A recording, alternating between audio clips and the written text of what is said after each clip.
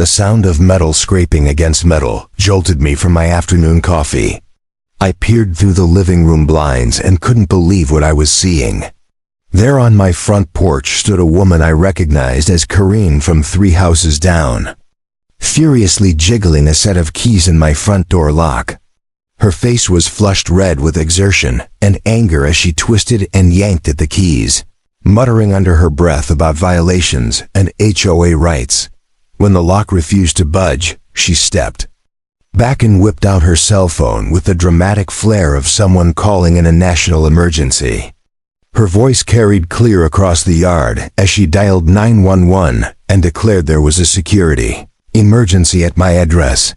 She paced back and forth on my porch, gesturing wildly as she spoke to the dispatcher, claiming the homeowner was refusing mandatory inspection and potentially harboring dangerous violations. What Karen didn't know, what she couldn't possibly have imagined in her self-righteous fury, was that the responding officer would be my son Michael.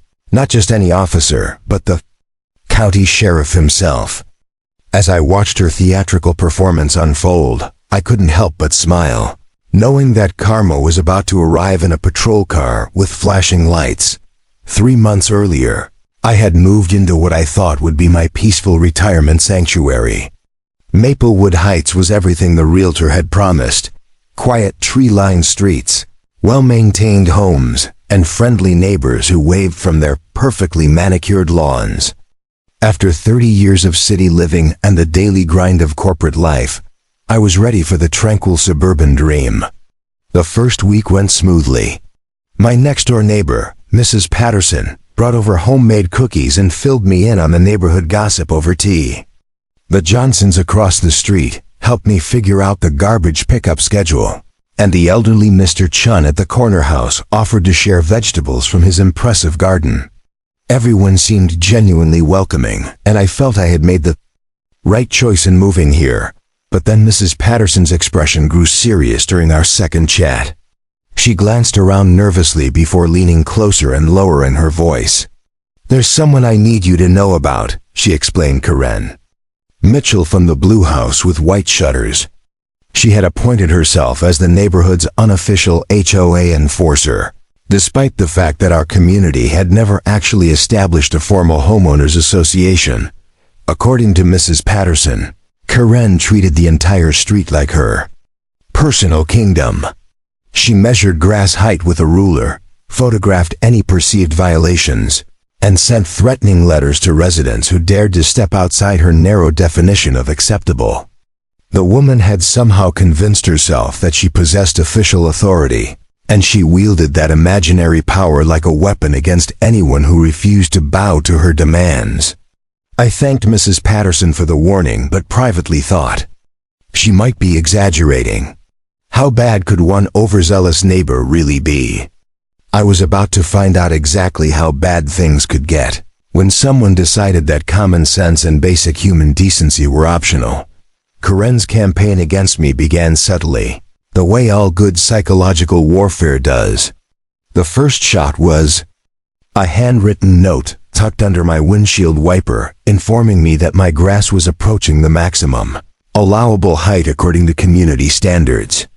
The note was written on official-looking letterhead that read, Maplewood Heights Community Standards Committee, with Karen Mitchell listed as chairperson and chief inspector.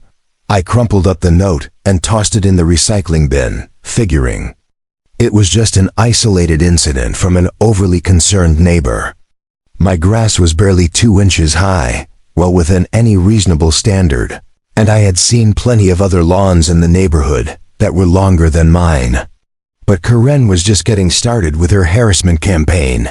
The next week brought photographs, actual printed photographs of my recycling bins, taken from various angles like evidence at a crime scene. They were paperclipped to another official-looking notice explaining that bins were only permitted at the curb between 6 o'clock in the morning and 6 o'clock in the evening on collection days.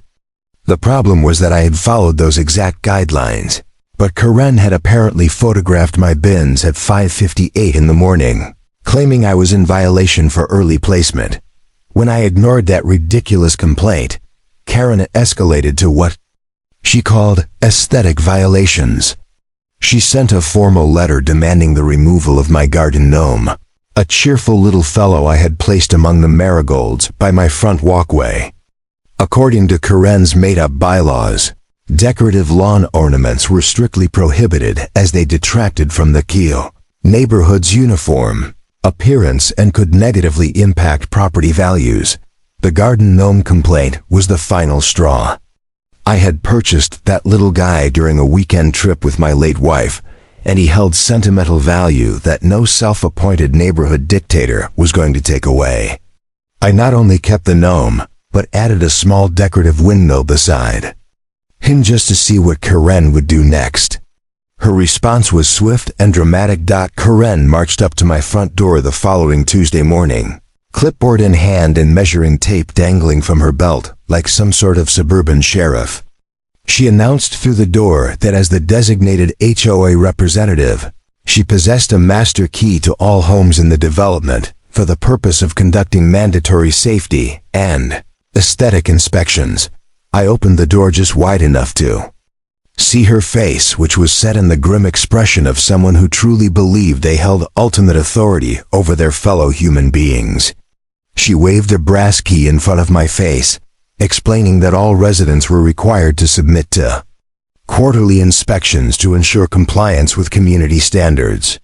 Failure to cooperate would result in fines, liens, and potential legal action.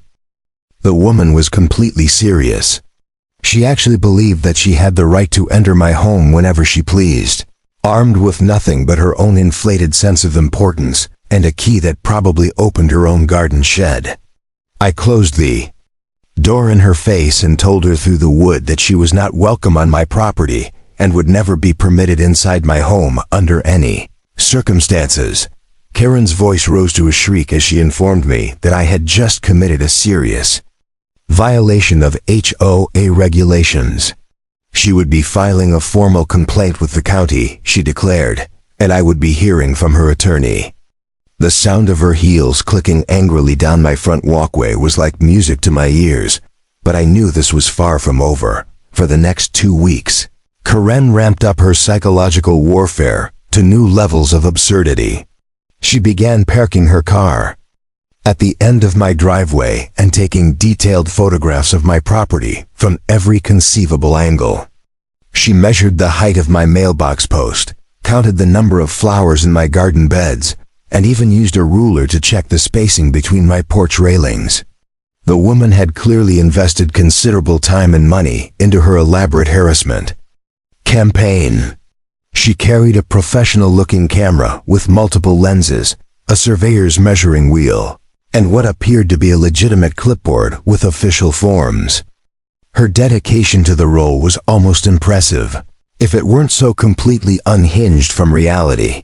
Karen had also recruited what she called her compliance committee, which consisted of her equally delusional friend Brenda from the next street over. Brenda would arrive each morning in her pristine white sedan, and the two women would conduct what they referred to as neighborhood patrol rounds. They walked the streets with clipboards and cameras, documenting every perceived violation with the intensity of federal investigators. The violations they reported grew increasingly absurd with each passing day. My house numbers were apparently mounted 1 inch too high, according to municipal code that existed only in Karen's imagination. My outdoor light fixture was casting shadows onto the sidewalk in a pattern that violated illumination guidelines she had invented. Even my doormat was cited for being an unauthorized color that clashed with the approved aesthetic palette. But Karen's masterpiece of manufactured authority came in the form of what she called the Maplewood Heights Community Standards Manual. This was a thick spiral-bound document that she had apparently spent considerable time creating, complete with professional formatting, charts, and diagrams.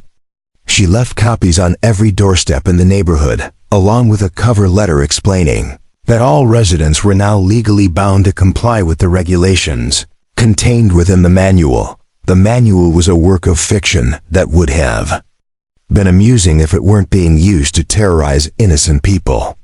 It contained detailed specifications for everything from the acceptable height of grass to the precise angle at which garden hoses could be stored. There were regulations governing the color of exterior trim, the types of plants that could be grown in front yards, and even the hours during which residents were permitted to retrieve their mail. According to Karen's fantasy rulebook, violations would be punished with a graduated scale of penalties.